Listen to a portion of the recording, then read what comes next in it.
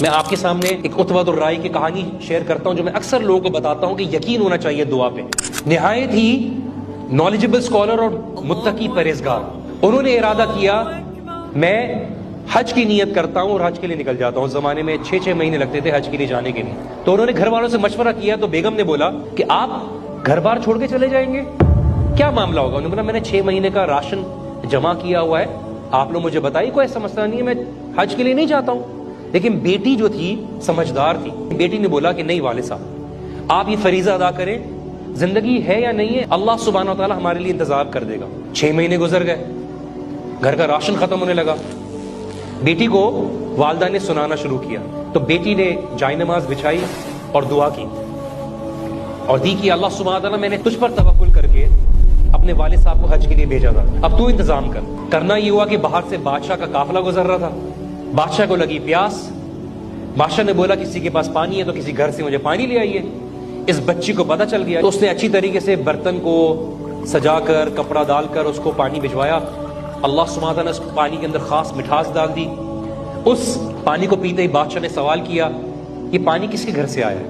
تو انہوں نے بولا یہ عتبہ الرائی ہے بڑے مشہور عالم، ان کے گھر سے آیا ہے، وہ حج کے لیے گئے ہوئے ہیں۔ حج کے لیے گئے ہوئے ہیں تو ان کے گھر والوں کی رکھوالی ہماری ذمہ داری ہے۔ بادشاہ نے اپنے بیگ میں ہاتھ ڈالا اور اشرفیوں کی پوٹلی نکالی، انہوں نے ان کے برآمدے میں اشرفیاں، چاندی، سونے، چیزوں کی چیزیں پھینکنا شروع کی، اتنا کہ پورا برآمدہ بھر گیا۔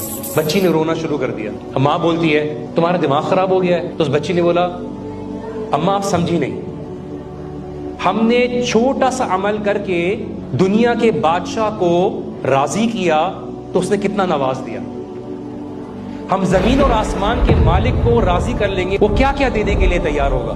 ہود علیہ السلام ہے، سورہ ہود میں ان کی کیا دعا تھی کہ ان ربی قریب مجیب، میرا رب میرے قریب ہے، میرا رب میری دعا سنتا ہے۔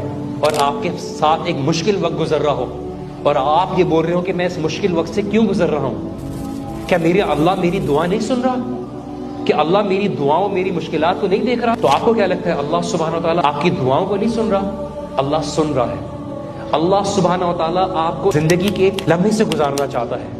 وہ لمحہ کبھی کبھار ایسا ہوتا ہے کہ آپ کو لگتا ہے ایک تیر کی مانند ہے کہ تیر کو پیچھے کھینچا جاتا ہے اور وہ تیر سوال کرنا شروع کرے مجھے پیچھے کیوں کھینچا جا رہا ہے، لیکن اس کو پیچھے اس لیے کھینچا جا رہا ہوتا ہے تاکہ اس کو اپنے نشانے پر پھینکا جا سکے، تاکہ وہ بہتر سے بہتر طریقے سے اپنے نشانے پر لگے۔